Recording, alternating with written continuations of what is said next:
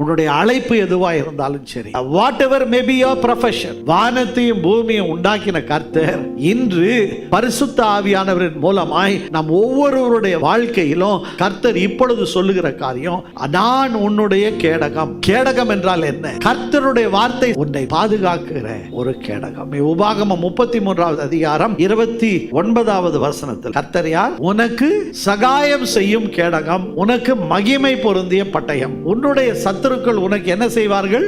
இச்சகம் பேசி அடங்குவார்கள். நல்லா சிரிச்சுக்கிட்டு பேசிய பின்னால போய் குழி பறிக்கிறவங்க இருக்கிறார். ஆனா கர்த்தர் என்ன சொல்றாரு? அவன் இச்சகம் பேசுவான், அப்புறம் என்ன பண்ணுவான்? அடங்குவான். நம்ம எதையும் அடக்க தேவையில்ல, கர்த்தர் அடங்குவார். அவன் உன்னை கீழே போட்டு மிதிக்கிற மாதிரி இருக்கும், ஆனா அவன் எந்த தைரியத்துல எதனால அப்படி பேசுறானோ அதை நீ மிதிப்பா என்று இது கர்த்தருடைய சத்தியம். எனவே உன்னுடைய வாழ்க்கையிலும் என்னுடைய வாழ்க்கையிலும் வெற்றி நிச்சயம். கர்த்தர் சொல்றாரு, நீ மகிழ்ச்சியாயிரு. உனக்கு எதிராக உருவாகிற எந்த ஒரு ஆயுதமும் வாய்க்காது போகும், அதை சொல்லுங்கள். ஏனென்றால் உன் மூலமாகத்தான் பரிசுத்த ஆவியானவர் பேச முடியும். நீ சொல்ல ஆகும், நீ கட்டளையிட நிற்கும். உனக்குள்ளாய் இருக்கிறவர் இந்த உலகத்தில் இருக்கிறவனிலும் பெரியவர்.